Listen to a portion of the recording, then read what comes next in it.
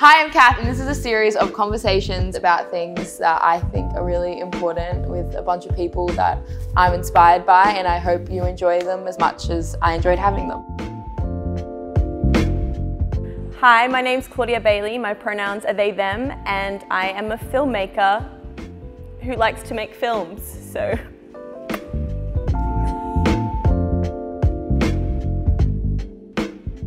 Oh, cancer. Dogs. Oh, thank God.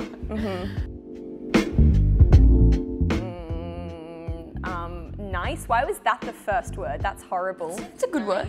Wine. Beach. That's fine. Yeah. Welcome to the show, Claudia. It's so nice to have you here. You are a writer and director, and you recently graduated at Afters. And for your final project, you created a short film, Sunburn, which has had great success. And I would like to ask you, firstly, you identify as non-binary, using the pronouns they, them. And I just want to know what this means to you and how it feels to embrace your identity. You only recently came out as non-binary, and yeah, I just would like to know what that experience has been like for you. That's a big question. I feel like since coming out, I am more confused, because it's such an outward thing, and that's how I'm now known as. And I kind of like to call it the gender void. The more I think about it, the more confused I am. But I also am really grateful for that, because I feel since coming out and viewing gender in such a different way, I can now view life and so many other facets in the world and have such a different worldview, which is very mind-boggling and exhausting, but I also, again, as I said, grateful, because I just get to see so many other parts of the world in flipped on my head, and that I didn't see before, which I really like. But I also think in defining what non-binary means to me, I feel it's undefinable. It's so different to every single person, and it changes day to day with what I'm wearing, what mood I'm feeling. So I find it really hard to define, but I love that. I love the fluidity. I love that every day I can wake up and constantly choose how I want to present, how I feel, because I feel like then it kind of allows you to let go in life a bit. And I think that's fun. Yeah. And sexy. I would agree. I also think non-binary people are really sexy. I'm not referring to myself. No, you are sexy, Claude. Thank you, I'm really sweaty. But I'll take it, I'll take it.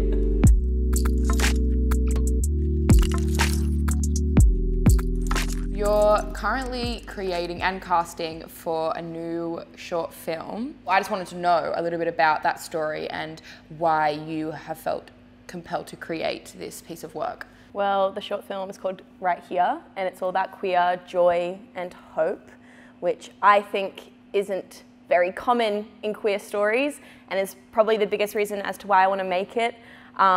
It's all about a younger self meeting their future self at a birthday party the night they come out as non-binary, and about seeing everything you're going to become and feeling excited about it, and seeing all the things you have waiting for you, and that older self seeing everything that you've gone through.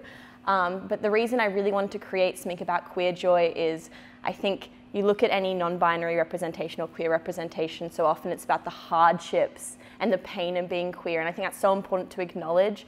But I don't know, growing up for me, I didn't see any uplifting stuff, so why would I want to come out? And for me, being queer has been such a magical and affirming experience. It taught me I could be loved, that I could find community, that I could find how I want to present. And so I really want to celebrate that and give some hope to people who aren't really sure or are too scared to come out. They don't know, not that you have to come out, but I just wanted to give some oomph, some joie de vie. Yeah.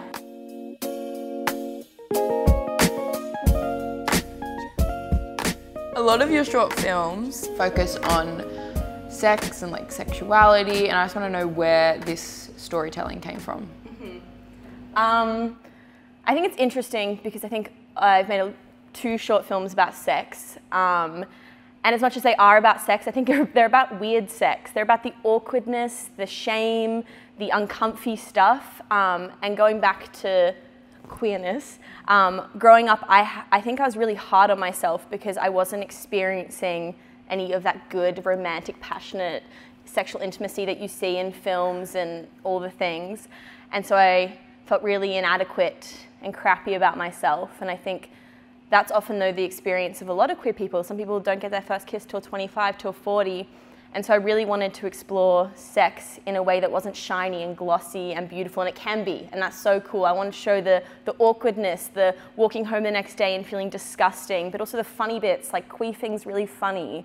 And can be beautiful. And it can be beautiful. It's a soundtrack to life, apparently. Quote that.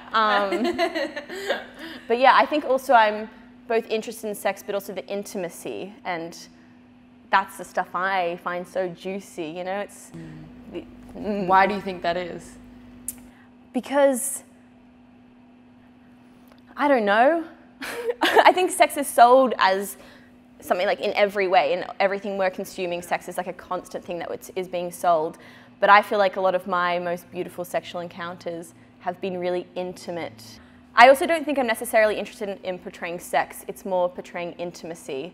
You know, the space between two people and what that kind of holds. And I think that's everything in my work. I'm interested in relationships because, end of the day, people are all we got, which is a Fleabag quote. I love Fleabag, yeah. But I just think that's where the magic is. That's where the magic of like connection, and that's why I want to explore it in everything I do.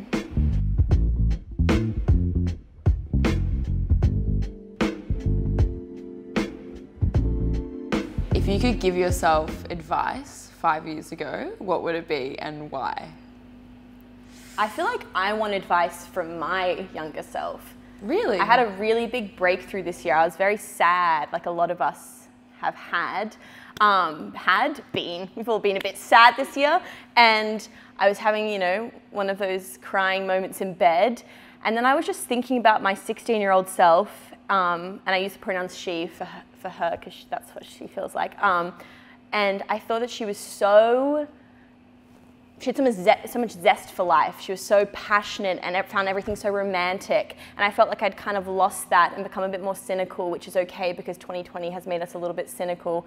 But then I really had like a big spiritual moment where I felt like I connected back with my past self, which is kind of what I made this film about, but also finding that beauty and like inner childness again and like going and playing on playgrounds, I don't know. But I just feel like I want to have advice from my younger self, which is to just like, c'est la vie. What do you think she would say if she was here? So much of it, I feel like she was just so enamored by everything and excited about life and had so much hope for the future and was always about like being present and like connecting with everyone and like wanted everything in the world. And I feel like that's something that I've always had as a person and I love, but again, have lost it a bit. And so I feel like whenever I'm feeling a bit disassociated or a bit out of touch, that's why I also have the word here tattooed, which is in my own handwriting. It's like a reminder to myself from my past self to be like, hey, you're here right now, here in a studio, sweating, but I'm here. And so I feel like that's more what I feel. But if I had to give this younger self advice, I feel like I would be like, stop beating yourself up so much, because I feel like especially when you're a teenager, you're so mean to yourself. You're also experiencing everything for the first time, and that's so overwhelming. So it's okay if you're a bit emotionally turbulent.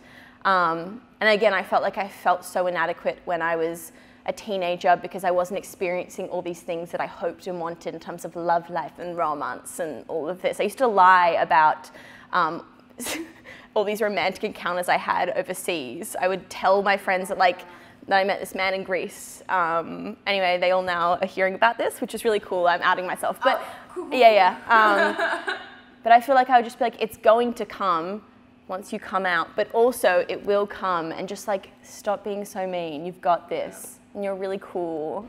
Yeah, I feel like that's so many people's advice to their younger self.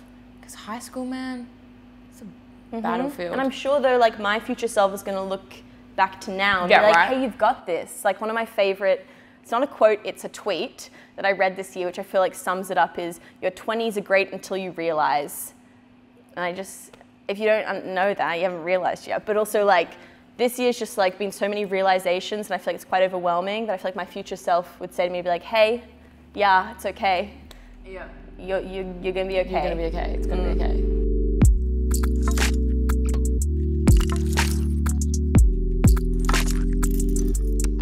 What are some other ways you express joy within your life? A really big thing that my friends and I have been doing this year is we have these dinner parties where we all have like quite a lot of wine, and then we do these performances for one another. So we all have different songs that we do, and then you just go for it, like really hard. And I think it's been one of the most empowering, joyful things, because I feel like I've just connected with both the performative side that I had as a child, but also it relates to catharsis, and I feel like that's a big thing I learned about this year as well, like the importance of catharsis. I feel like the ocean is catharsis. Like any place, like I've learned to cry again. I didn't cry for 5 years, and then this year I started crying again, and just like the ability to just like let it all go. But I found performances has also been so beautiful within gender expression as well, especially as I find being non-binary very confusing some days, and then being able to put on a song and then perform for some people and just like let go has just been so joyful and special to me. And I really recommend for anyone to do that. I just feel like it's a way to release, and not for yourself as well, but just getting an audience and everyone sitting there and like clapping and cheering your name. I went to this house party the other day where I didn't know anyone, and I had a moment where I was like, you can either go home right now or like be the most amazing person here. And so at one point I made everyone sit down on the couch and I performed Justin Timberlake's Cry Me a River. I think it was amazing, but I was really like had a few weird moments where like you're really on the ground like rolling and writhing, but it was so gorgeous. And this guy came up to me afterwards and he was like, thank you so much for that. Like I need to do this now. I saw you do this and I haven't like accessed this side of me. And I was like, yes. Yeah. It's like the play, like the inner child play in all of us that we like shun because we want to be like serious. Exactly, and going back to fluidity within gender, just like going into things, letting go a bit, playing, going, I don't know, letting all the guards down because life's short. It is. Whoa, so I'm really dark.